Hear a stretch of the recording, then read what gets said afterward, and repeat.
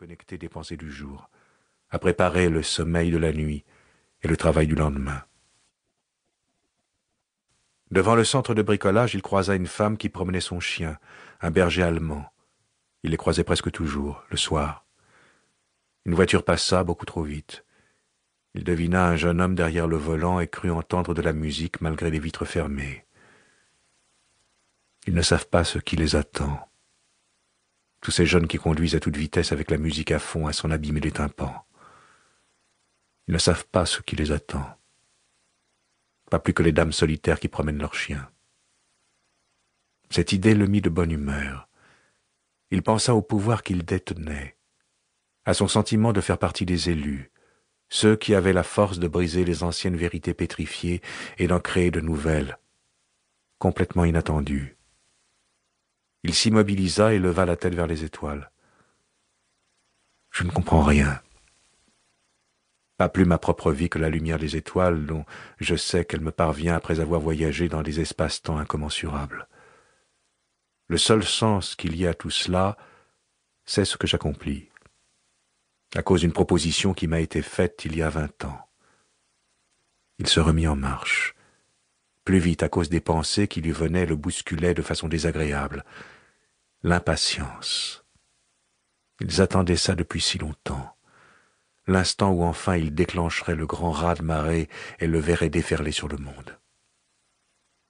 Mais le moment n'était pas encore venu. L'impatience était une faiblesse qu'il ne pouvait se permettre.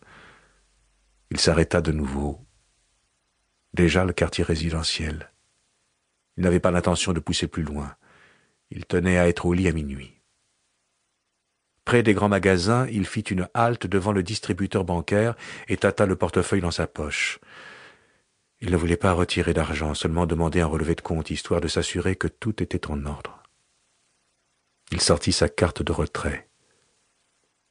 La dame au berger allemand n'était plus là. Un poids lourd très chargé passa sur la route de Malmö, sans doute en direction des ferries vers la Pologne. À en juger d'après le bruit, le tuyau d'échappement n'était pas en très bon état. Il composa son code et appuya sur la touche « Dernières opérations ». Il récupéra sa carte et la rangea dans le portefeuille. La machine émit son cliquetis familier. Il sourit, ricana presque. Si les gens savaient. Si seulement ils savaient ce qui les attend. Le ticket apparut dans la fente. En cherchant ses lunettes, il se rappela qu'il les avait laissées dans le manteau qu'il avait mis pour descendre au port de Plaisance. Cet oubli l'irrita l'espace d'un instant. Il se plaça sous le lampadaire le plus proche et plissa les yeux. Le virement automatique du vendredi avait été enregistré, de même que son retrait de la veille. Le solde net était de 9 765 couronnes. Tout était en ordre. Ce qui arriva l'instant d'après le prit complètement dépourvu. Comme le coup de sabot d'un cheval, une douleur fulgurante. Il tomba en avant, les doigts crispés sur le reçu où s'alignaient les chiffres. Sa tête heurta l'asphalte. Il y eut une fraction de seconde de lucidité. Sa dernière pensée fut qu'il ne comprenait rien. Puis l'obscurité l'engloutit. Il était minuit passé de quelques minutes. Lundi 6 octobre 1997. Un deuxième poids lourd passa sur la route de Malmö pour rejoindre le ferry de nuit. Puis le silence retomba.